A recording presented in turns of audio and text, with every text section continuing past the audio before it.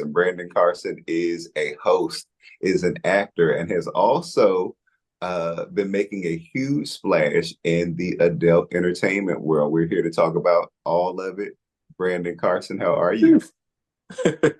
I'm doing great. I was waiting on you to say Beyonce of the gay world, but we'll That's okay. I'll take what I can get.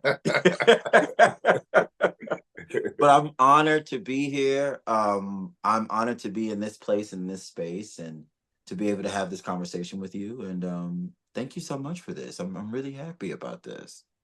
So let's get into it. Tell us a little bit about where you're from and what was life like for you growing up? I was born and raised in Baton Rouge, Louisiana, which means that I am filled with all things sugar, spice, and everything nice. I would like to think that some of the best talent comes out of Louisiana. I call it the boot. And it's raised me to be such a sweet guy. I think that naturally I'm just a nice person. I open doors for women.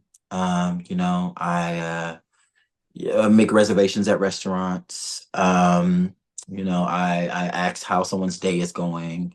I'm the guy that asks you, how did you sleep if I'm dating you, those things. I ask everybody how they sleep. But it's just all from me just being immersed in Southern hospitality. I feel like Louisiana is one of the most hospitable places in the world. Yeah. When did you recognize that you were attracted to men? I was 6 years old.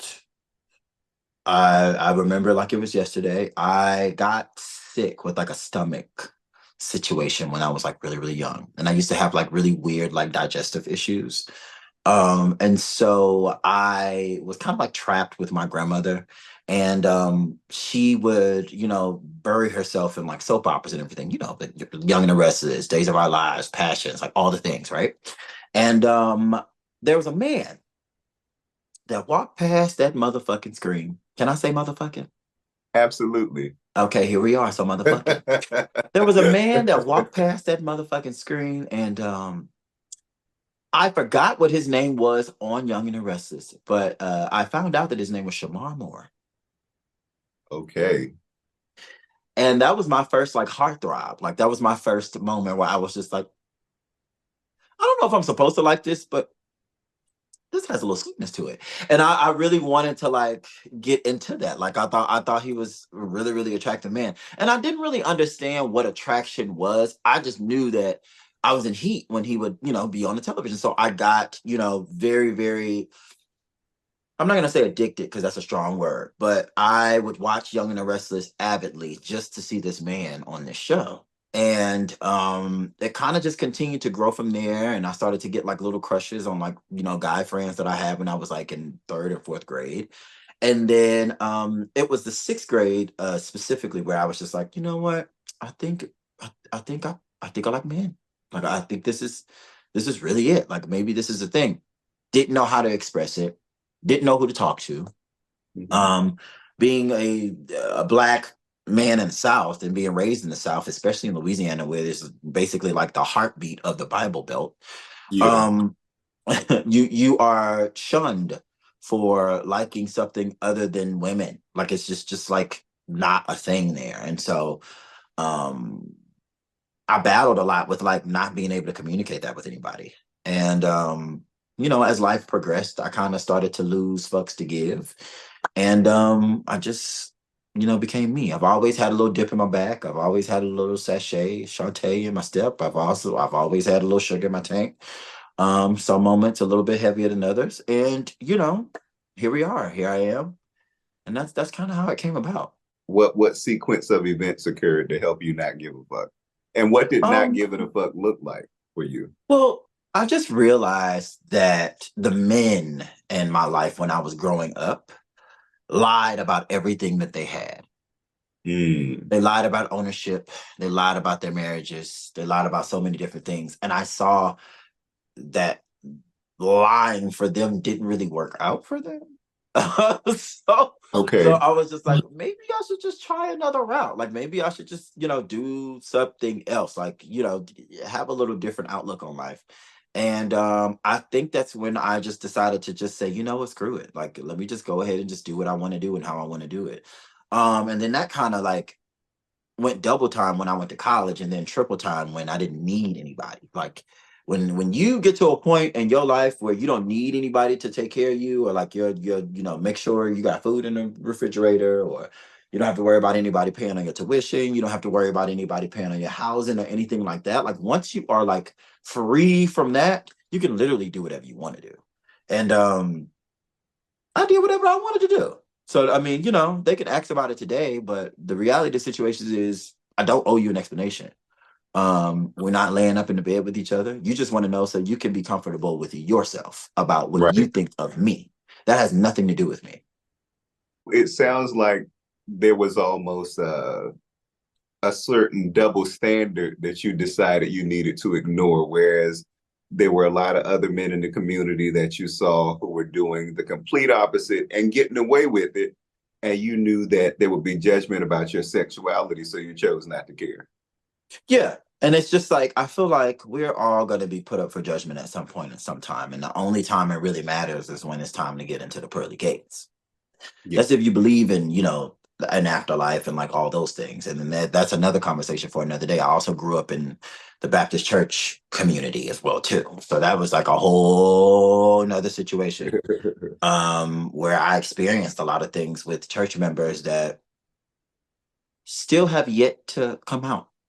And it just is what it is. And here I am just kind of living life and, moving the way that I want to move. And yeah, I mean it just happened that way. Like it's just all been a journey. It's been one impactful journey. Let's talk for a second about church because a lot of us who are from the East Coast and from the South, we had Yeah. that connection with the church.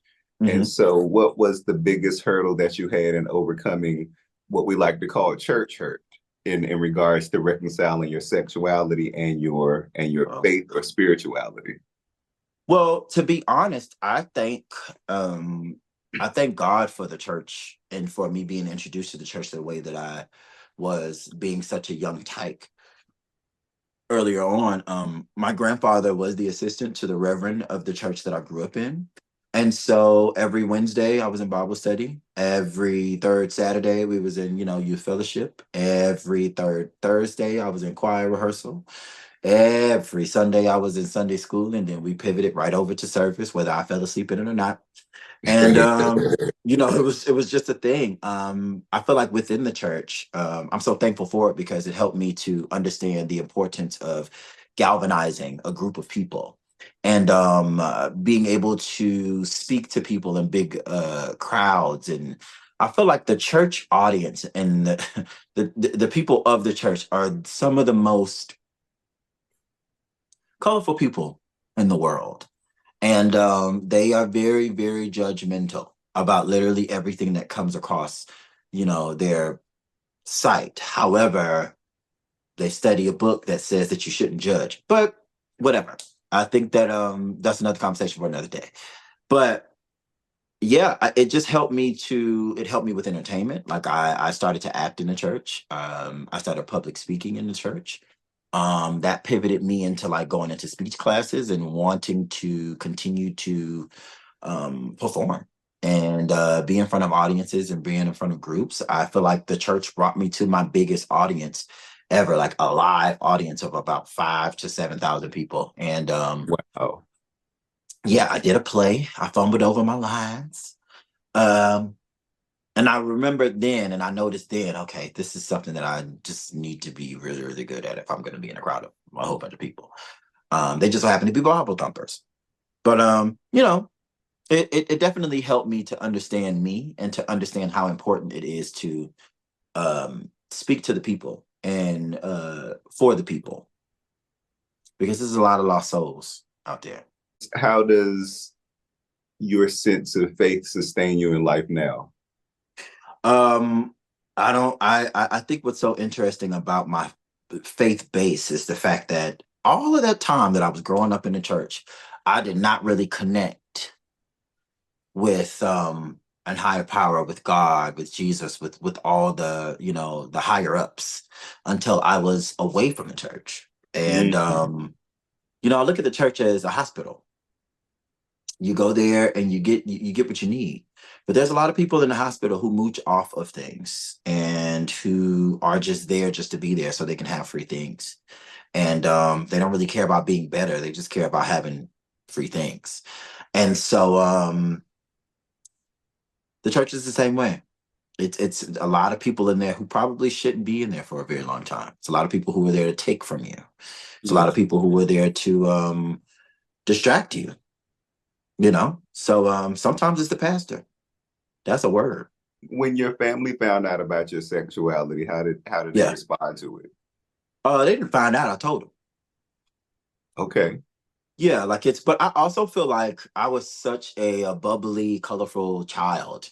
So they kind of had a idea. They would probably be more shocked if I was just like, yeah, so I got somebody pregnant, as opposed to, me being like, yeah, so I'm dating a guy. Like when I told my mom through text message. And she was just like, I mean, I kind of knew. I'm not the biggest fan of it, but I already knew, and it took her some time to like warm up to it. Like I remember, introducing her to like the first boyfriend I ever had. She was so mean to him. And then the next boyfriend I had that I introduced to her, she was mean to him too. And Damn. so I was like, yeah, I'm just gonna hold off on, on introducing her to guys. I'm gonna just wait until I'm engaged, and then she's forced to deal with it. And it's just like, okay, well, girl, you could either like it or not. But at the end of the day, you come to watch us jump this broom or what? Like, and if you're not, then that's okay too. My dad was sporadically in and out of my life, so I didn't necessarily feel the need to tell him everything. Like it's because I didn't necessarily think he cared that much. I feel like he was a lot about himself for majority of his life, but he also suffers from alcoholism and a Mm. drug addiction, and that really tampered with our relationship. He's one of the most interesting individuals that I've ever met in my life. I'm blessed to have him as a father because he's taught me so much about the importance of being independent, the importance of figuring it out. And he's just shown me a specific level of resilience that I probably wouldn't have been able to see in plain sight if he didn't go through and grow through the things that he's, dealing with as it pertains to his illness. What was it like when you started actually exploring your sexuality? What were your earliest experiences with that? Oh, my first experience was awful. Yeah, my introduction to the community was a trash ass mess. I remember like it was yesterday. I lost my virginity when I was 16. I'm not gonna tell you where because I'm probably gonna get sued, or maybe you, or whatever. But I We can just say allegedly. yeah, it was with a guy that was significantly older than I was. Not significant, but like 5 years. But I was 16 and he was 21. And that was actually like a line that was crossed, but nobody really spoke on it and everything. And at that time, like I thought I was, hot. Like I was just like, oh, okay, I got an older guy that wants to deal with me, so on and so forth. And nowadays I'm just like repulsed at the idea of my 30-year-old ass going and talking to somebody who is like five, let alone 10 years my senior. Like, Yeah. my junior, but whatever. But I lost my virginity to him. It was weird. It was very, very weird. I told my best friend at the time about the experience like a few hours afterwards. And then a couple of days later, the same best friend at this time gave me a phone call and he was just like, hey, I have something to tell you. So I'm like, okay, what's up? What's going on? What's the tea? And he's just like, yeah, so I slept with the guy that you slept with. Wow. I said, let me call you back. He's still waiting on that call back. So you felt very betrayed by that. Profusely. Mm-hmm. Mm-hmm. Yeah. And I hate that a lot of times what I've noticed about a lot of gay guys because of where I've been and what I've done, the conversations that I've had with a lot of gay guys, they don't necessarily have a very warm welcome to the community, or it's like a dark entry, if you will. And it's weird that we have that commonality with each other, but it's definitely a thing. I hate that so much. I really do.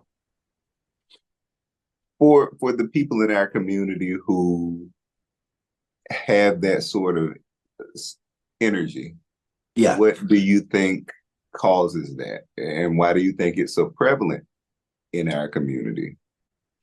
I think that it's just so many of us out there that are dealing with untreated trauma. And what we do is instead of going to get the adequate help that we need, we just take that trauma and just pass it down to somebody else. Yeah. And it's very, very unfortunate, but it's such a thing in this community. It's actually jarring to know how many people have dealt with that level of trauma. Like it's literally just like a trickle down or a pass down of trauma. Like it's just weird. It's so weird. It's really, really weird. And it's almost kind of like a stab at our community as well too, because I feel like it's so many people that deal with such traumatic entrances within this community. And they just take that and just pass it down. Like it's just this it's almost like it's a tradition. It's like it happened to me, so it got to happen to you too, in order for you to respect, certain things. But it doesn't have to be that way. It doesn't Yeah. have to be that way at all.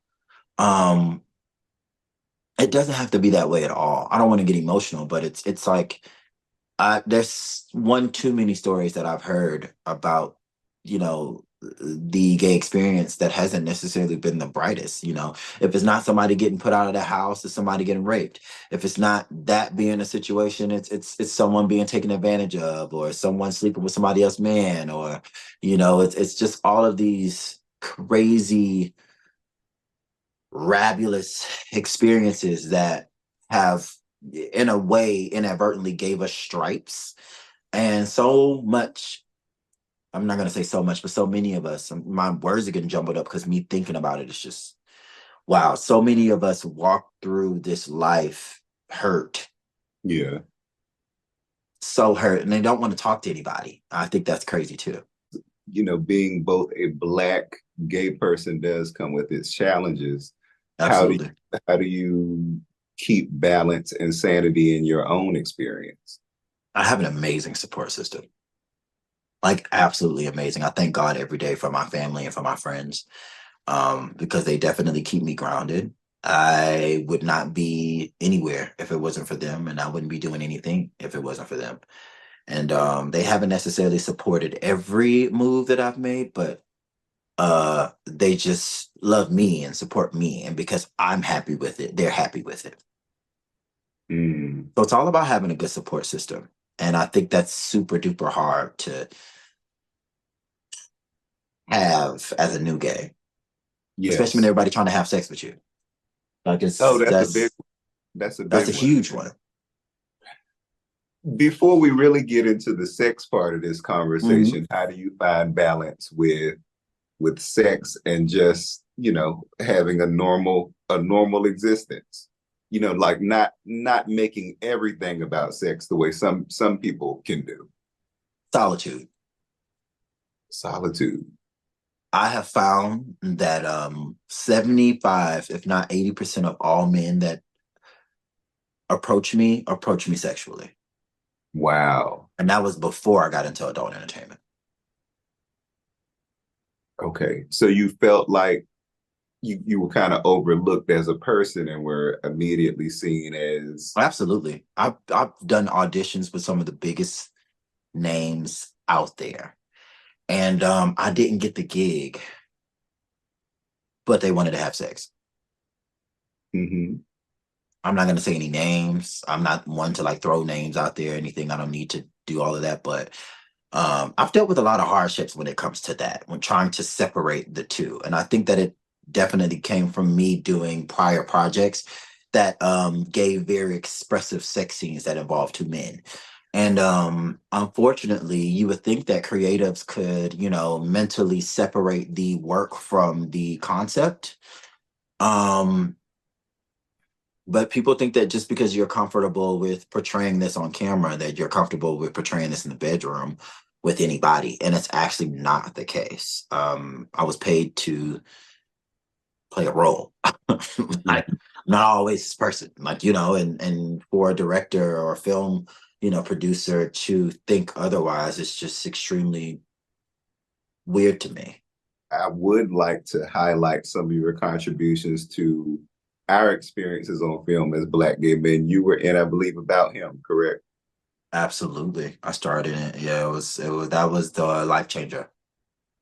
I remember watching about 4 episodes on a Greyhound bus ride from Atlanta to DC about 12 years ago. Yeah, that sounds about right. Yeah. Yeah. And I remember that. How was your experience working with that, and why was it important for you to portray that character? During the process, it was like one of the most life-changing experiences, but it was so hard on me just in general. Typically in any acting situation, when you have an agent or a manager, as a male actor, they come to you and they speak to you about doing two different things that could be a red flag for anybody who's a male actor. And that's a sex scene, and a same-sex relationship situation. Hmm. And I had to do both in one project. And so I didn't have management, I didn't have an agent or anything, and it was just kind of like on me. We were severely underpaid, knowing what I know about the industry now and like Hmm. industry standards and everything, both the non-union and union. And we were just there for like the labor of love. Like it was just a great time. I had an amazing time getting to know so many different people and some of the biggest names that we know today, like Gary Labard and Rico Pruitt, and some other really really great recordable names. You know, I was able to meet them through that project, and they went on to do some amazing things. Gary is deep in his bag with like his music career, and he has a really really great corporate career as well too. And then Rico is literally like every hood boy's fantasy at this point. But it's he's a sweet guy. I feel like we've all been able to keep the same level of respect for each other throughout the years, throughout the drama, throughout the craziness. I know that there's been a lot of stories and a lot of things, but I have nothing but love for everybody who has presented love to me. Yeah. Um, and even though there's a lot of people, within it that kind of did some puppet mastering and tried to, be the darkness in such a light situation, I'm so immensely blessed to know that I was able to touch so many different young souls, and like to know that we're still able to do that now today is just mind-boggling to me. It really honestly is. Like I thank God every day for About Him and my experience with that. For sure. If it wasn't for About Him, I wouldn't be sitting in front of you right now, to be completely honest with you. So from there, let's talk about your transition into adult entertainment. That was, Yeah. I know when I first saw it, I wasn't shocked, but I was like, okay. What you mean you weren't shocked? I wasn't shocked. I mean, You was just I, like, I, I know it's I coming. think, I can smell it in the air. no, I think when people are shocked, those are people who approach life from a lens of judgment. Just my opinion. Just my opinion. So when I saw it, I was like, okay, I was interested. It seemed like something that you were only going to do for a short period of time at first. I started my OnlyFans career back in 2020 when everything was going to shit. Yes. And everybody was without a job. Everybody, every single person, and there was an influx of people that looked into the OnlyFans market and was just like, let me go ahead and try my hand at it. And with like in my first 3 months of me just doing solo content, I was making like $10,000 and $12,000, and I was like, okay, this might actually be a situation. And while everybody was sitting here waiting on a stimulus check, I was on a plane to the next city.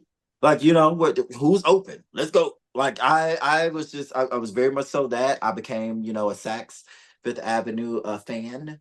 It was just all the Okay. things. Like it blessed me to be in and walk in so many different places that I probably wouldn't be able to get into had I stayed the track that I was on.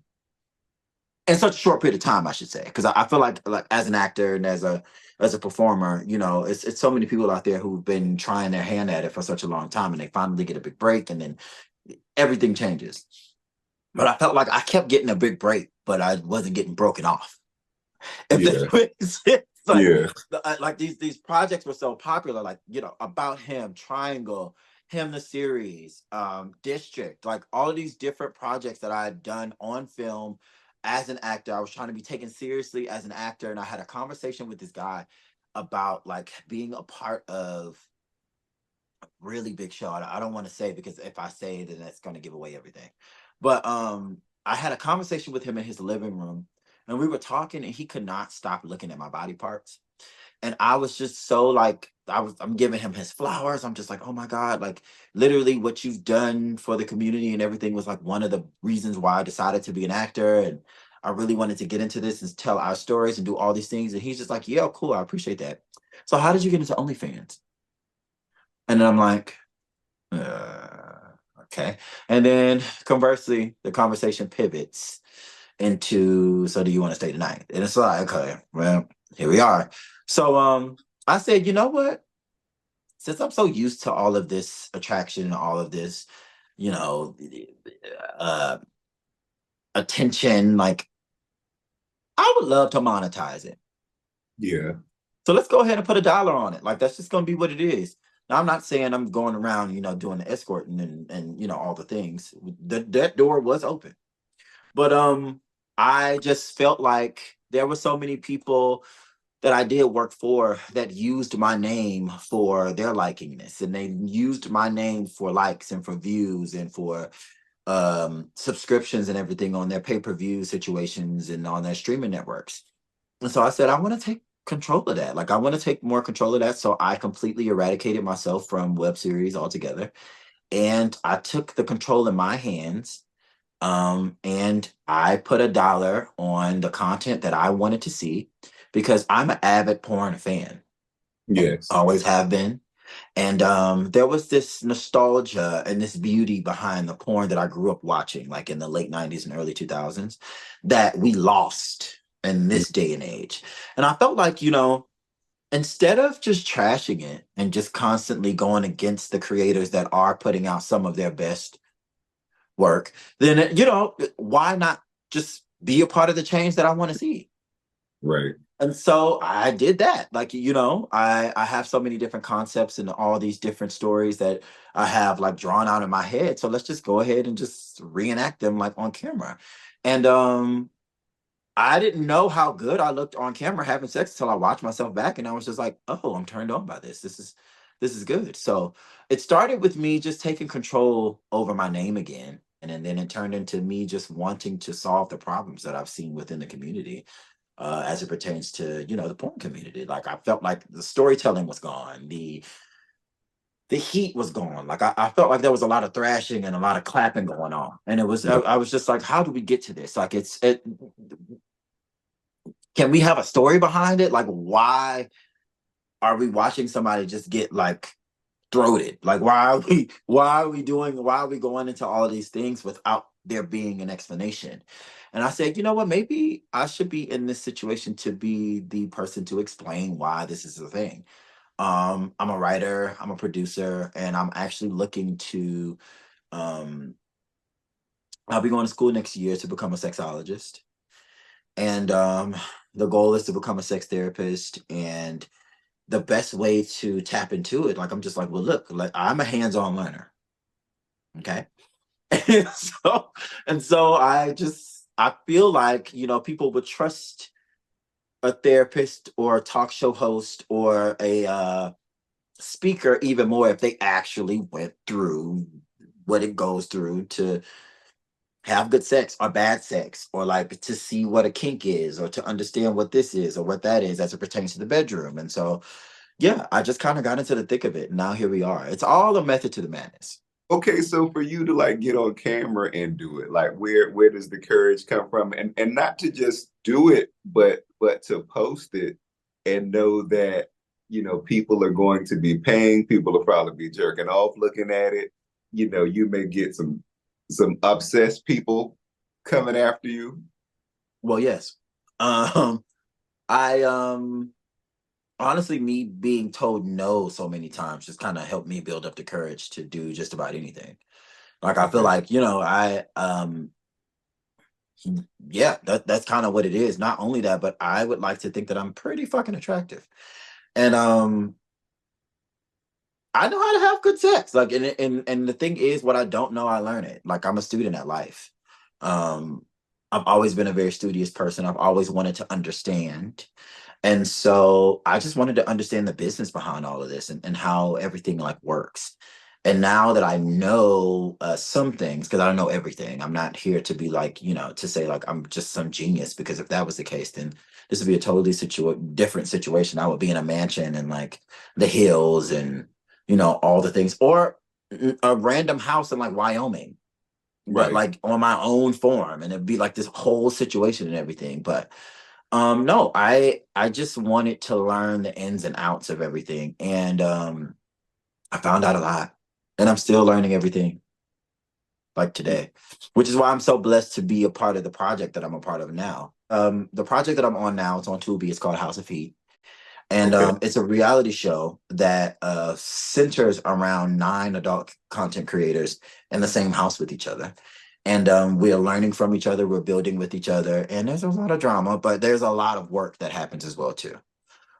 So I learned about so many different, lanes of how this business is. Like, women are the big money makers in this lane, like the Hmm. huge money makers. It's like I've met women who make $15,000 to $20,000 just selling, you know, feet pictures and just bikini pictures, and they might show a nipple or two here every now and again, but they just know how to do the business. And men will buy anything. Yeah. They Yeah. really honestly would, whether it's for the moment or for a lifetime. Like, it's men will buy into just about anything just to, fulfill whatever type of fantasy that they have with this person. Especially if you have a big name in the industry or if you have big titties. So it's like people buying to it, especially if you know how to market yourself. And a lot of the women that I grew like that I met while I was in the house, they have a marketing background. Like, two of the girls that were like in the house with me, they were both like they studied marketing in school. Like, it's Yeah. they know how to do it. They know how to get it done. And so that being a thing, like, it helped me understand like how the business goes and how it runs and how things, move for them, and then how I could, utilize that and help me grow in my business. So yeah, it's a great experience. If you haven't watched the show, it's a really good show. So House Yeah. of Heat on Tubi. Make sure y'all check it House of out. Heat and Tubi. Absolutely. Because it's hot. What have you learned about the sex business? And what have you learned about sex also creating content? It's helped me to understand my worth and add taxes. Because I create everything myself, and because I build my own body, because I am my own manager and I do my own things, we just gonna have to pay for it. Like, you just gonna have to pay for it. That's just what it is. And if you don't want to pay for it, there's somebody else who has a subscription for $4.99 that you'll be perfectly fine with. And just go for it. Not get your socks off, get your rocks off, all the things. But I'm just not that person, because at the end of the day, I still have to make money and we still have to keep the lights on. Because I literally live off of this solely, to be completely honest with you. Yeah, I have like certain things here and there, and I do still pick up acting gigs, but for the most part, it's this particular career that keeps things afloat. And that makes things really good for me. Aside from that, what it's taught me about this industry as a whole, I'm going to try to summarize this in the best way I possibly can. You remember we spoke about trauma earlier. Yes. There's a lot of people who run to sex work to solve problems, be it problems with their finances or problems with their inner self. Hmm. And those who do it for their inner self, you can always tell within the work. Really? Yeah. They don't necessarily know how to separate the personal from the business. and then drama starts to ensue, and then the weird conversations start to happen, and you start to realize that some people just really aren't as nice as you think that they really are. Hmm. But that's not with everybody. It's just with some people. And I think that some of us definitely need to get into some mental health uh, practices. I think that there should be a slew of therapists that specifically work with content creators that work within OnlyFans. Do you think, Yeah. and this is just for your perspective, Hmm. do you think someone can be completely mentally and emotionally happy and do adult entertainment or content creation? I would like to say that I'm pretty sane. You know what I'm saying? Like it's, I haven't, wanted to jump off a bridge or, shoot somebody in the neck. It's like that hasn't been a thing. I don't have a sex addiction. I typically, when I'm not working, I probably won't really have sex for real because I don't really like to be that person all the time. Like sometimes I just kind of want to relax, and I'm more used to having sex with guys that I know and that know me, and I I be liking boyfriend sex like all the time. Like, and I like cater to my body the way I cater to it in the gym. Like, understand that these curves and dips and cuts and this all this leanness, child. You pay attention to it because I pay attention to it myself. And especially if I'm trying to please you, I would want my partner to be just as open to pleasing me as well, and that pleases him. So yeah, I have no problem with separating work from personal. I do think that it puts a bit of a strain on my dating life, but Hmm. aside from that, yeah, I'm fine. Who has been your favorite co-star and what has been your most interesting experience creating content so far? The most professional guy that I've dealt with, it's probably between Raheem Shabazz and Mr. Bolden, because the Okay. both of them are very, very professional guys. Like it was very like A plus B plus C. There was an equation. They understood what was going on. They understood what was happening, and I loved that. Um, but majority of the situations that I've been in haven't. I've been the more professional one of everybody. And I'm gonna listen. I'm gonna just say this, okay? And we just gonna go ahead and put it out there. The booty good, okay? And Okay. the reality of the situation is, some people don't know how to separate that professional from that personal. And it's just like sometimes you get lost. Like in this business, it's so hard because sex is like literally the most intimate connection you can have with another human being. Yes. And when you are trying to portray a character on camera while this is happening, sometimes you get lost in the sauce. And there have been moments where I did get a little like starry eyed, during intercourse because it's just like, wow, this is some really good shit. But as soon as we switch up a position or we stop, like I'm just like, okay, cool, work. But there have been some guys, baby, that have tried to practically marry me. Okay, like behind the situation, but they end up being like really, really toxic.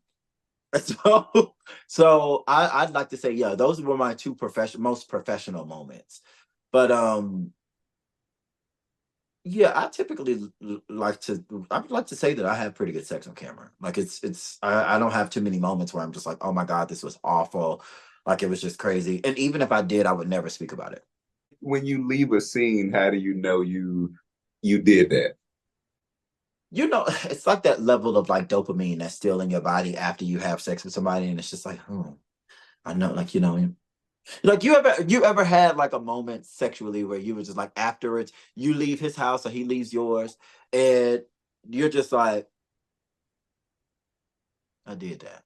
Like there have been moments, or I like watch the footage back and I'm just like turned on all over again to the point where I need to jack off again, or like where I need to like go and find a toy because it's like this has just been such a good experience, but been a handful of situations like that. So creating this content which lives forever, how have Yeah, you made peace with the fact that it will live forever? yeah, I've come to grips with all of that. Like I kind of accepted it when I decided to do it. It kind Mm. of just is what it is. I low key accepted it when I did About Him because About Him was kind of racy. It was And great. It was pretty racy, but it was artistically racy, and I dealt with a lot of judgment from that too. Like it was a lot of glitter that came from that, but it was a lot of dirt as well. Like I didn't book really big gigs because of About Him.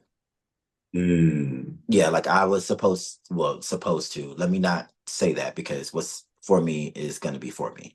But yeah, I really really wanted a specific gig on Fox. And I was declined because somebody sent over an episode of About Him and they mistook it for porn, and it was just like, yeah, we're not ready to put that out there. We talk a lot about sex, and for a lot of us, adult entertainment allows us to connect with ourselves sexually and our sexual fantasies and that sort of thing. Yeah. Why is it important for us, particularly as Black gay men, to connect with our sexual fantasies and our sexuality in a healthy way? Well, the reality of it is there's so many people out there who are trying to tell us what to be and who to be. And I think that as Black men, we have so much power. And this is not just even talking about us being gay, but just us being Black. We have so much power. We have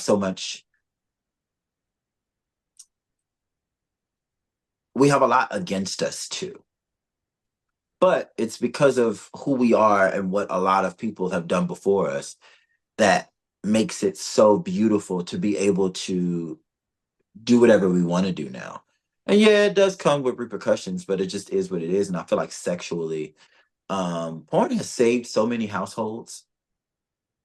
I'm gonna be completely honest with you. Like it's saved a lot of men from going to go seek out what they need or what they want. It's helped a lot of men, do things that they've never done with different people before, with other women, with other men. And it's helped so many people have a career. Like myself. And I think that, to be completely honest with you, if it wasn't for, porn and all the things, like it's it would be a lot of mad, upset men just running around this world trying to figure it out. It'd be a whole lot more raping. It'd be a whole lot more killing because sometimes motherfuckers just be needing some love. Okay. And sometimes the best love you give is to yourself. Yeah. Yeah. Just don't use Vaseline to do it. I get Well, so all sick of right. people using petroleum jelly for lubrication. That's crazy. I'm sorry I had to end that way, but Jesus Christ. What is your favorite lube? Oh, Uber Lube. It comes in a glass bottle. Okay. It's a silicone based situation. Anything silicone based is the best lube for you. It's the best lube for lube, like for it's the best lube for lubing up condoms raw. Like you don't have to continue to reapplying it. And it's really really good for the shower if you like water, sex. It's good. It's just the best kind of lube. But if you're like hypoallergenic, or like if you want to be like more vegan or that whole thing, get your water based, but you're probably gonna apply it at least 6 times during intercourse. Okay. And last question. Yeah. What makes good sex? Chemistry and conversation, but with the body. Mm. um you have to let your partner know what pleases you. Like you can't just lay up with somebody and expect them to know what's going on because you're a man, he a man too. That's stupid. You don't, like, because the moment you decide to let that man have sex with you the way he has sex with Marcus, he gonna run around thinking that his sex is just the best sex on earth because Marcus said it was good. Right. Okay. And then you're just like, oh, but it's good. I got my maintenance, whatever. No, no, no, no, no, no, no, no, no, no, no, no, no, no, no, no. There's one thing that I learned about sex within this community. Uh, everybody's different. And you are supposed to have different experiences with different people. You're Yes. supposed to. That's just what it is. It's the reason for hookup culture. Like, if that wasn't the case, that if you sitting here throwing around the same dick or the same ass with everybody, and Atlanta, DMV, LA, New York, whatever, like I said, men talk. And my whole thought process is, see, Megan Thee Stallion said it best. She had a podcast interview and she said that her having sex with men versus women is completely different. She said because with a woman you can have fun and you can do all these things and everything, and you feel like there's like a bit more of like a playground there. With a guy, you know that he's going to say something to somebody afterwards. So what You you feel don't like want him there's to an element say, of judgment there with the guy. yes. So what you Yeah. what you don't want him to say is like, oh my God, this is trash. Like, this is the worst booty ever. I just don't want to have that type of like situation. If anything, I want him to be like, that was great. I have no complaints. 10 out of 10. I recommend.